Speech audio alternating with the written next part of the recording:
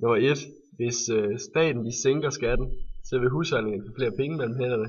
Så vil efterspørgselen stige. Så vil virksomhederne tjene flere penge, og dermed hyre flere arbejdere. Så vil arbejdsløsheden falde, og priserne vil stige.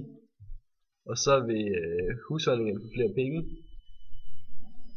fordi at arbejdsløsheden er faldet, og så er der flere mennesker, der arbejder. Og så vil efterspørgselen stige, og så køber de mere af fabrikkerne, og så tjener fabrikkerne flere penge, og så videre, og så videre, og så videre. Og konsekvensen af det ved de andre økonomiske mål er, at inflationen den vil stige, fordi vi kommer ind i den her gode spiral. Og fordi inflationen den stiger, så vil vores konkurrenceevne forværres, så vil der også komme underskud på betalingsbalancen.